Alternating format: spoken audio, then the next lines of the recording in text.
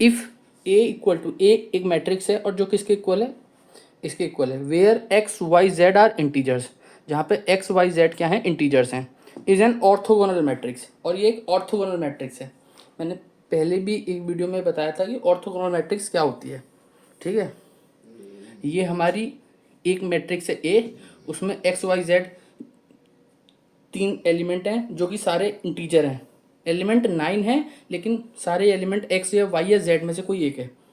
ठीक है, और ये एक ऑर्थोगोनल मैट्रिक्स है। ऑर्थोगोनल मैट्रिक्स का बताया था, अगर कोई मैट्रिक्स ऑर्थोगोनल है तो उसका जो ट्रांसपोज होगा वो ए इनवर्स के इक्वल होगा। अब ट्रांसपोज क्या होता है, ट्रांसपोज अगर हमें किसी मैट्रिक्स का निकालना है तो उसकी जो कॉलम्स हैं उनको रो में कन्वर्ट कर देते हैं और रो को कॉलम्स में, वाइस वर्सा कैसे भी कह सकते हैं। जैसे ए ट्रांसपोज निकालना है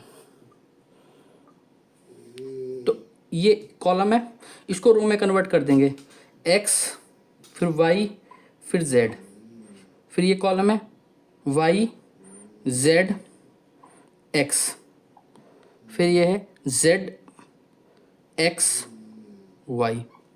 ठीक है, तो अब हम क्या देख रहे हैं कि जो ट्रांसपोज है वो ए के ही इक्वल आ गया, ये इक्वल आ गया ए के ही। ठीक है,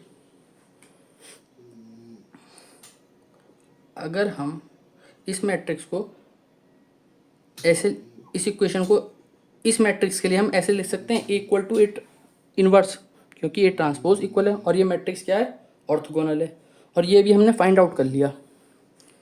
अब इस मैट्रिक्स इक्वेशन को ए मैट्रिक्स से मल्टीप्लाई कर दें तो ये हो जाएगी, तो ए स्क्वायर क्या आ गया, ए इनवर्स इंटू ए।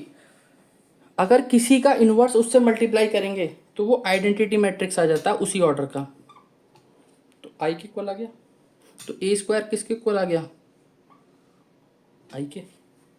ठीक है, अब इनवर्स को याद रखने का तरीका क्या है कि इनवर्स का मतलब क्या होता है, अगर उस मैट्रिक्स को इनवर्स से मल्टीप्लाई करेंगे आई आएगा, इसे हम ना भूलें, इसको हम इस तरीके से याद कर सकते हैं, साइन एक्स का इनवर्स क्या होता है, कॉसेक एक्स। ठीक है, जब हम साइन को कॉसेक एक्स से मल्टीप्लाई करते हैं तो क्या रिजल्ट आता है, 1।